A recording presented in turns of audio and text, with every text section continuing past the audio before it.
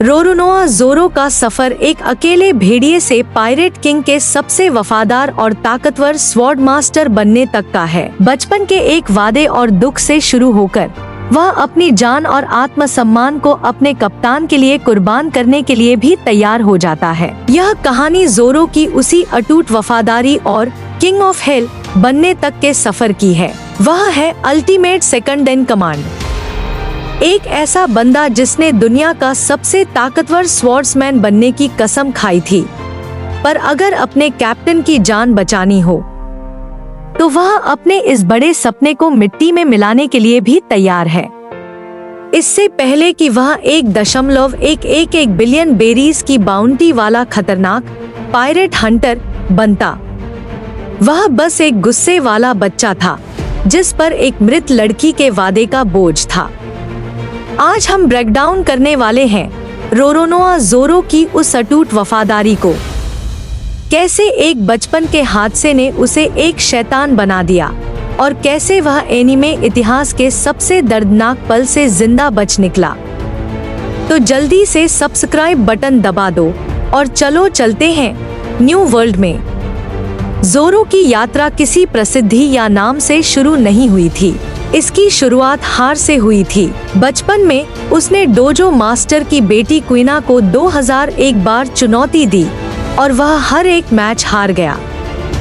पर उन दोनों का एक ही साझा सपना था, उनमें से कोई एक दुनिया का सबसे बड़ा स्वॉर्ड्समैन बनेगा। लेकिन एक ही रात में सब बदल गया। क्वीना की एक अचानक हुए हादसे में मौत हो गई। दुख में डूबे ज़ोरो ने उसके पिता से उसकी तलवार वाडो इचिमोनजी मांग ली। उसने कसम खाई कि वह क्वीना की आत्मा को दुनिया के सबसे ऊंचे मुकाम पर लेकर जाएगा, और इसीलिए उसने अपनी प्रसिद्ध 3 स्वॉर्ड स्टाइल 3 तलवार शैली विकसित की ताकि क्वीना की आत्मा भी उसके साथ लड़ सके। कई सालों तक ज़ोरो ईस्ट ब्लू में एक बाउंटी हंटर बनकर भटकता रहा, सिर्फ खाने के पैसे कमाने और मिहोक को ढूंढने के लिए। पर सब कुछ बदल गया जब मंकी डी लूफी ने उसे मौत की सजा से बचाया। ज़ोरो ने पहले ही लूफी को चेतावनी दी थी, अगर तुम मेरे सपने के बीच में आए तो मैं तुम्हें काट दूंगा।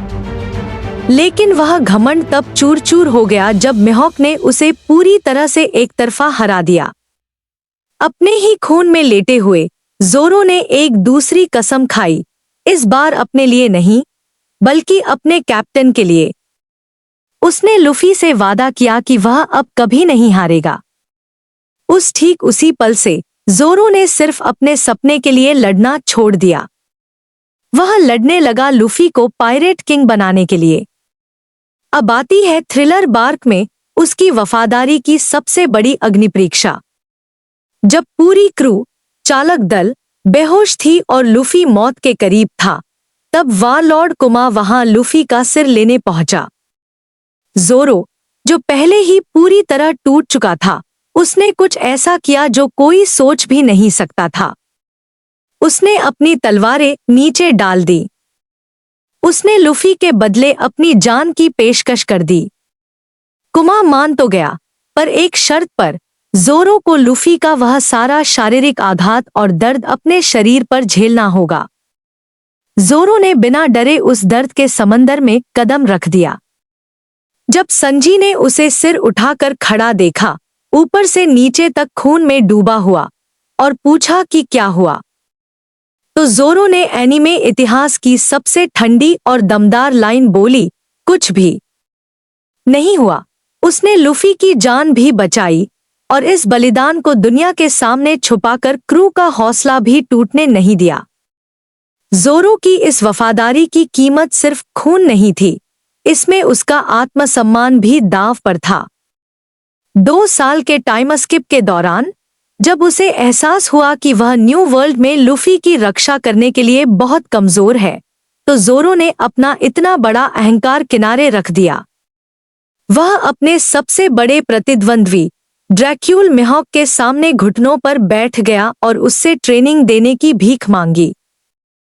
मिहोक हंसा, क्योंकि उसे समझ आ गया था कि ज़ोरो को अपने अहंकार से भी ज्यादा प्यारी कोई चीज मिल गई है। वह ट्रेनिंग बहुत खतरनाक थी, जिसमें जोरो ने अपनी बाईं आंख खो दी, पर इसका परिणाम बेहद खौफनाक था। जब तक वह वानो पहुंचा, जोरो सिर्फ एक आम स्वॉर्ड्समैन नहीं रहा था। वह एडवांस्ड कॉन्करर्स हाकी चलाता है, एम्परर काइडो को जख्म देता है और खुद को सही मायने में किंग ऑफ हेल साबित करता है। रोरोनोआ जोरो ने अपनी यात्रा एक अकेले भेड़िए की तरह शुरू की थी, जो बचपन के एक वादे से बंधा था, पर वह बदलकर एक ऐसी लोहे की दीवार बन गया जो भविष्य के पायरेट किंग को सहारा देती है। वह एक ऐसी तलवार है जो लुफी के हर रास्ते के कांटे को काट देती है, और एक ऐसा दानव है जिससे पूरी दुनिया कांपती है। आपका सबसे पसंदीदा जोरो फाइट या दमदार पल कौन सा है? नीचे कमेंट्स में जरूर बताना। वीडियो को लाइक करना चैनल को सपोर्ट करने के लिए, और मिलते हैं अगले ब्रेकडाउन में।